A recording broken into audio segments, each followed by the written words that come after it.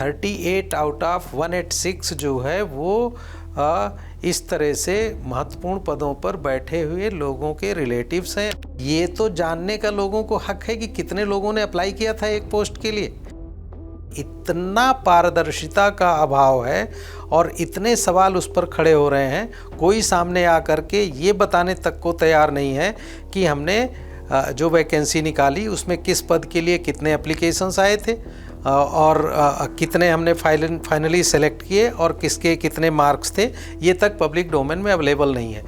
Council के लोग front पर आकर ये भी नहीं कह सकते हाँ इस कंपनी ने कॉन्ट्रैक्ट लिया था। बताइए, इसमें कोई छुपाने की बात है?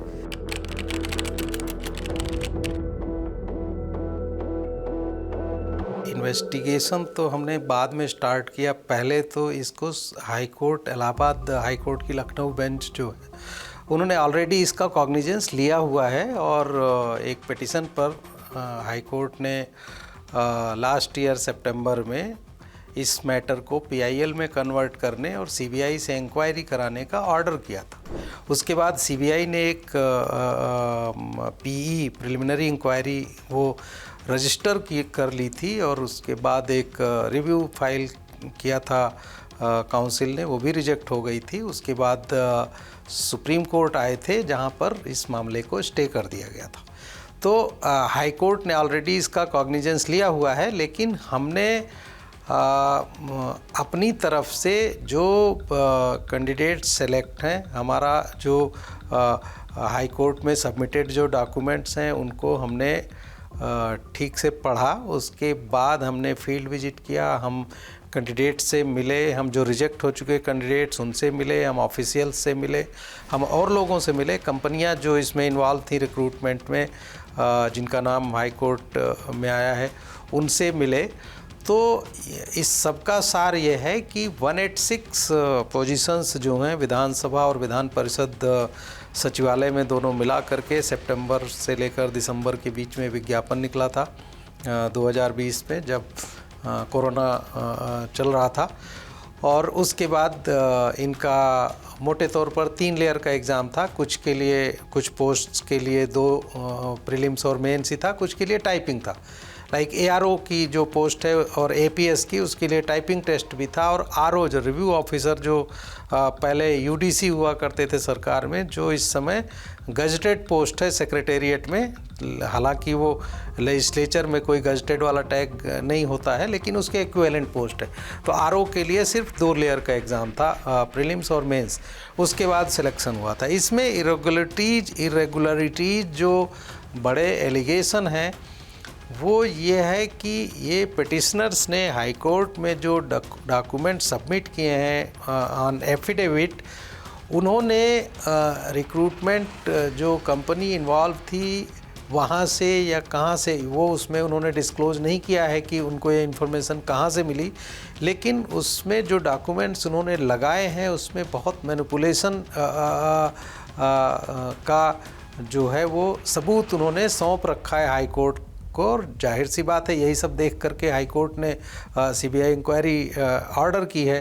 किसी भी कैंडिडेट का नाम हमने रिपोर्ट में नहीं छापा जानबूझ करके, लेकिन जो बड़े लोग हैं, बड़े पदों पर लोग बैठे हैं, उनके जो क्लोज रिलेटिव्स हैं उनके नाम जो मिले। तो जो बड़े पदों पर लोग हैं उनके नाम हमने छापे हैं। उनमें से कुछ नाम आपको बता देता हूं। और आपको बताएं, 186 में से 38 जो हम अपने ढंग से प्रूव कर पाए, सिर्फ उनका नाम हमने छापा है। नाम इसमें और भी हैं हमारे पास, जिन नामों में हमको थोड़ा सा भी डाउट था उनको हम लोगों ने छोड़ दिया। नहीं तो ये इसमें और भी ज़्यादा लंबी है ये लिस्ट। और अब शायद सीबीआई, अगर सुप्रीम कोर्ट ने अभी स्टे कर रखा है, अगर वो स्टे वैकेट होता है और सीबीआई इंक्वायरी करती है तो मुझे लगता है दूध का दूध पानी का पानी वो बाहर आएगा। जो नाम हमने बाहर किए, जैसे उस समय 2017 से 22 तक विधानसभा के स्पीकर थे हृदय नारायण दीक्षित जी, उनके साथ एक पहले पीआरओ थे, वो पॉलिटिकल अपॉइंटी थे। जब इनका टेन्योर ख़त्म हो रहा था उधर काउंसिल में उनको एक अलग पोस्ट क्रिएट करके वहाँ अपॉइंट किया गया। इनके ब्रदर जो है उनको असेंबली में आरओ बनाया गया।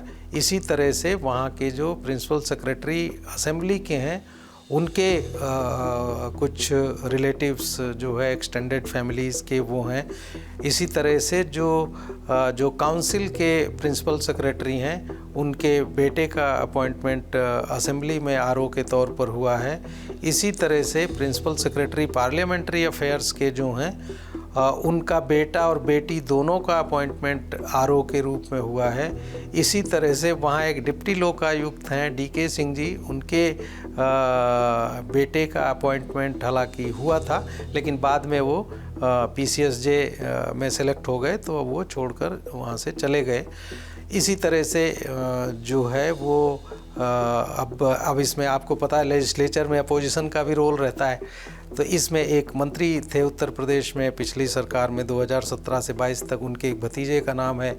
इसी लिस्ट में जो पिछले मुख्यमंत्री थे अखिलेश यादव जी, उनके एक सहयोगी हैं, उनके भतीजे का नाम है। इसी लिस्ट में पिछली सरकार में मंत्री थे शिवपाल यादव जी, उनके एक सहयोगी थे, उनके भाई और बेटे दोनों का नाम है। तो ये कुछ नाम हैं जो हमने उसमें छापे हैं बड़े लोगों के। बाकी जो छोटे ऑफिशियल्स थे जिनके रिश्तेदार हैं उनका नाम हमने जानबूझ करके, क्योंकि हमको एक इशू हाईलाइट करना था, हमको किसी का इस तरह से ये नहीं करना था, इसलिए हमने जानबूझ करके कैंडिडेट्स के नाम हम लोगों ने नहीं छापे हैं। तो लेकिन बात यह है कि 38 आउट ऑफ 186 जो है वो इस तरह से महत्वपूर्ण पदों पर बैठे हुए लोगों के रिलेटिव्स हैं। और जैसा कि मैंने आपको बताया कि ये लिस्ट और लंबी हो सकती थी, लेकिन अब मेरा काम पीएचडी करना तो है नहीं, मुझे तो अखबार की रिपोर्ट छापनी थी। जितने मुझे सबूत मिल पाए फ़िलहाल उनको हमने छाप दिया। तो बात यह है कि उस स्टेट में जहां इतनी बेरोजगारी है कि आपने देखा पिछले साल पुलिस कांस्टेबल की भर्तियां हुई थी और 59,000 पदों के लिए 48 लाख लोगों ने अप्लाई किया था। कैन यू इमेजिन, 48 लाख लोगों ने। इसी तरह अब ये जो भर्ती हुई है इसमें क्या प्रॉब्लम है, इन्होंने पहले असेंबली के रूल अमेंड किए रिक्रूटमेंट के 2016 में और काउंसिल के रूल अमेंड किए 2019 में अपने आप भर्तियां कराने के लिए। पहले ये भर्तियां UP state public service commission के जरिए हुआ करती थी। तो ये सेक्रेटेरिएट ने खुद अपने आप फैसला किया कि हम कराएंगे रूल्स को अमेंड करके। उस समय विधान परिषद के जो चेयरमैन थे रमेश यादव जी, वो बहुत एक्टिव थे इसको रूल्स को अमेंड करने के लिए। उनसे हमने बात करने की कोशिश की लेकिन वो बहुत ही सीरियसली वो बीमार हैं तो उनसे बात नहीं हो पाई। और असेंबली के रूल जो हैं वो तो अमेंड तो पहले हो गए थे, लेकिन ये जो रिक्रूटमेंट्स हुए ये दीक्षित जी के टाइम में हुए। तो पहले रूल अमेंड किए गए, उसके बाद भर्तियाँ गई। रूल अमेंड करना, मान लीजिए उनको कॉन्स्टिट्यूशन में लेजिस्लेचर को सर्टेन जो है वो ऑटोनॉमी मिली हुई है, लेकिन जो भर्तियां कराई गई पब्लिक ग्लेयर में है सारा। और इस ज़माने में जहां आपको पता है लाखों लोग एक एक पद के लिए अप्लाई करते हैं, ये 186 पदों के लिए आज तक कोई ऑफिशियली नहीं बताने को तैयार है कि टोटल कितने लोगों ने अप्लाई किया था। एक हमने रफ एस्टीमेट छापा हुआ है 2.5 लाख, जो कैंडिडेट से और बाकी ऑफिशियल जो एक रफ अंदाज बताए। हमने दोनों सेक्रेटेरिएट्स को बहुत डिटेल्ड क्वेश्चनायर भेजे थे, सारे ये सवाल अपने लगा करके प्रोसेस से संबंधित और उनके रिश्तेदारों के सिलेक्शन से संबंधित, लेकिन सबने उन सवालों का जवाब देने से मना कर दिया ये कह करके कि मसला जो है वो सब जुडिस है। तो बात ये है कि ये तो जानने का लोगों को हक है कि कितने लोगों ने अप्लाई किया था एक पोस्ट के लिए। तो अब ये समझ लीजिए कि इनके रिजल्ट्स भी जो है वो पब्लिक डोमेन में अवेलेबल नहीं है कि 186 को भर्ती करना था, फाइनली कितनों को सेलेक्ट किया गया। बहुत सारे लोग वेटिंग लिस्ट से भर्ती किए गए। तो इतना इस ट्रांसपेरेंसी के दौर में जहाँ चारों तरफ ट्रांसपेरेंसी की बात हो रही है, वहाँ कोई ये तक बताने को तैयार नहीं है कि कितने लोगों ने अप्लाई किया और कितने लोग फाइनली सेलेक्ट हुए। और सेलेक्ट लोगों की ये है लिस्ट और ये हैं उनके मार्क्स और ये था कट ऑफ। तो इसलिए ये सारे सवाल उठ रहे थे और जो सवाल हाईकोर्ट ने उठाए थे उसको हमने भी जा कर के ग्राउंड पर जानने की कोशिश की। जो चीज़ सामने आई वो हमने लिखा हुआ है। सबसे पहले ये मामला जब हाईकोर्ट में गया था तो 2 कंपनियों का नाम आया था। एक है TSR data processing private limited और दूसरी है राघव लिमिटेड। दोनों को पहली पिटीशन में ही एक जस्टिस डीके सिंह थे इलाहाबाद हाई कोर्ट की लखनऊ बेंच के सामने जो मामला आया, तो उन्होंने इसको अपॉइंटमेंट्स को, रिक्रूटमेंट्स को क्वैश करने की बात तो नहीं मानी, लेकिन उन्होंने ये ज़रूर कह दिया था उसमें अपने फैसले में कि इन कंपनियों को जो उन्होंने देखा उस पिटीशन में, उसके बेसिस पर कि इनको आगे से सरकार में और किसी भी सरकारी संस्था में कोई काम ना दिया जाए। लेकिन उसके बाद वो कंपनियां गई रिव्यू में और वो फैसला पलट दिया गया। तो चलिए वो मामला तो वहाँ हो गया। उसके बाद फिर दूसरी पिटिशन्स आई कोर्ट में जिनमें ये सीबीआई इंक्वायरी ऑर्डर हुई। तो अब असेंबली सचिवालय का जहाँ तक मामला है, असेंबली सचिवालय ने जो कॉन्ट्रैक्ट दिया था वो दिया था बेसिल को। बेसिल एक पब्लिक सेक्टर की कंपनी है जो केंद्र की ministry of information and broadcasting के अंतर्गत एक एंटरप्राइज़ है जो यहीं नोएडा में जिनका ऑफिस है, उनसे भी हमने बात की थी। इन्होंने इस कॉन्ट्रैक्ट को सबलेट किया। जो एक TSR डेटा प्रोसेसिंग कंपनी है, उसके 2 डायरेक्टर्स हैं, एक सत्यपाल सिंह और एक रामवीर सिंह। उन दोनों के कुछ रिश्तेदार भी इसमें भर्ती हुए हैं। हमने इन लोगों को भी ये सवाल भेजा कि आपने कुछ तो कॉन्फ्लिक्ट ऑफ इंटरेस्ट कहीं डिक्लेयर कर रखा होगा, या ऑफिशियल्स और जो कंपनी रिक्रूट करने वाली है सबका डायरेक्ट कॉन्फ्लिक्ट ऑफ इंटरेस्ट बनता है ना रिक्रूटमेंट में, अगर उनके ऑर्गेनाइजेशन में हो रहा है। तो अगर उनके रिलेटिव्स फॉर्म भर रहे हैं तो कुछ न तो कुछ तो कहीं डिक्लेयर किया होगा। हो सकता है किया भी हो सकता है ना भी किया हो। लेकिन हमने इन सबको डिटेल्ड सवाल भेजे थे, किसी ने उनका कोई जवाब नहीं दिया। दूसरा जो काउंसिल का मामला है, काउंसिल ने अपने रूल्स का हवाला देते हुए हाई कोर्ट को भी ये नहीं बताया कि किस कंपनी ने रिक्रूटमेंट किया, और हमको भी नहीं बताया।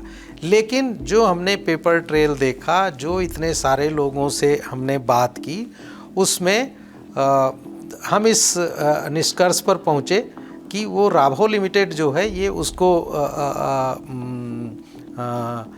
काम दिया गया था। उसमें राभो भी हो सकती है, राभो की कोई सिस्टर कंसर्न भी हो सकती है, क्योंकि इनमें एक जो ये लोग हैं इनकी कई कंपनियां हैं। और ये दिलचस्प बात ये है कि TSR के दोनों डायरेक्टर्स और राभो के जो मेजॉरिटी स्टेक होल्डर हैं, उनका नाम राम प्रवेश यादव है, वो भी बाय द वे एक रिटायर IAS यूपी के जो अभी डिप्टी लोकायुक्ता से अभी रिटायर हुए हैं, उनके भतीजे हैं। उनकी वाइफ का भी सिलेक्शन काउंसिल में हुआ है RO के पद पर, जो खुद भी डायरेक्टर थी पहले, मतलब स्टेक होल्डर थी इस कंपनी में। तो इस तरह से ये बहुत इसमें सवाल उठ रहे हैं कि एक लेजिस्लेचर जो है वो, जैसे केंद्र में पार्लियामेंट को लोकतंत्र का मंदिर कहते हैं, वैसे ही राज्य के लिए जो लेजिस्लेचर है वो वहाँ के लिए लोकतंत्र का मंदिर है वहाँ पर। और उत्तर प्रदेश उन 6 राज्यों में से है जहाँ का जो लेजिस्लेचर है वो बाईकैमरल है, द्विसदन जहाँ पर है, मतलब विधानसभा भी है और विधान परिषद है। दोनों के सचिवालय में इस तरह भर्तियाँ हो रही हैं और इतना पारदर्शिता का अभाव है और इतने सवाल उस पर खड़े हो रहे हैं। कोई सामने आकर के ये बताने तक को तैयार नहीं है कि हमने जो वैकेंसी निकाली उसमें किस पद के लिए कितने एप्लीकेशंस आए थे और कितने हमने फाइनली सेलेक्ट किए और किसके कितने मार्क्स थे, ये तक पब्लिक डोमेन में अवेलेबल नहीं है। तो ये जो कंपनियां जो आपने बताई, इनका बड़ा ही इंटरेस्टिंग इशू है कि इनको 6 अप्रैल 2021 को इन तीनों को, दोनों डायरेक्टर्स जो TSR के हैं और राभो के जो मेजॉरिटी स्टेक होल्डर राम प्रवेश यादव हैं, इनको तीनों को यूपी की SIT ने एक पुराने भर्ती प्रकरण में अरेस्ट किया हुआ था और इनसे काफ़ी पैसा बरामद हुआ था। और इन्होंने हमने पुलिस SIT के ऑफिशियल से भी बात की, उन्होंने बताया कि इन्होंने कन्फेस किया हुआ था कि हमने ये काउंसिल के भी और असेंबली के भी रिक्रूटमेंट्स में जो OMR शीट्स हैं वो हमने मैनिपुलेट की हुई हैं, उसका हमको उसमें हमको महारत हासिल है वगैरह वगैरह।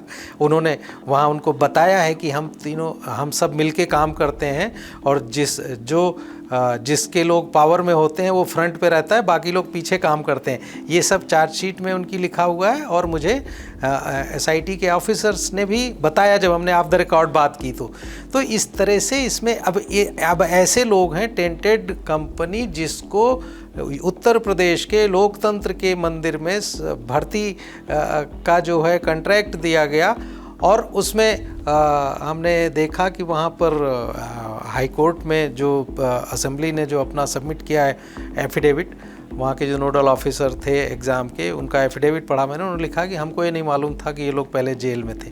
तो चलिए वो इश्यू होता, हालांकि थोड़ा रिसर्च किए होते तो इन लोगों का पुराना चरित्र उनको पता चल गया होता।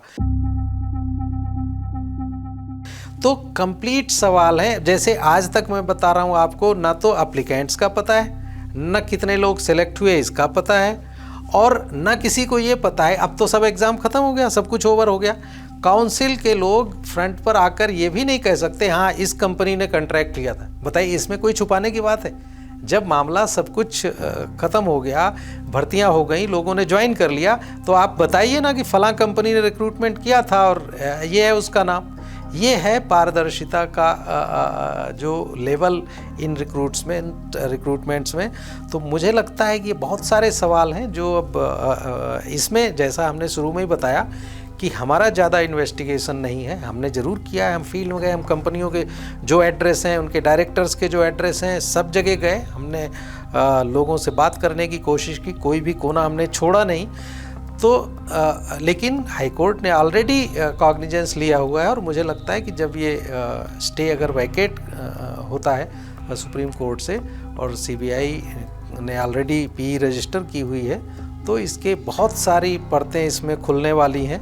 और जैसा मैंने आपको बताया कि ये पूरा का पूरा जो 186 की लिस्ट है उसको ही वो हम तो नहीं कर सकते, हम तो जांच एजेंसी नहीं है, हम तो जर्नलिस्ट हैं, हमारा अपना लिमिटेड काम होता है। ये जो भी जांच एजेंसी करेगी, अगर इन सब के कट ऑफ इन्होंने जो OMR शीट दी थी, वो इनका कितना नंबर इनको मिले थे, इनका टाइपिंग में कितने नंबर मिले थे, और प्रीलिम्स में, मेंस में, तो तब मुझे लगता है दूध का दूध पानी का पानी हो जाएगा। तो इसलिए हमने तो जर्नलिस्ट के तौर पे अपना काम किया, बाकी काम जो एजेंसियां हैं वो करेंगी।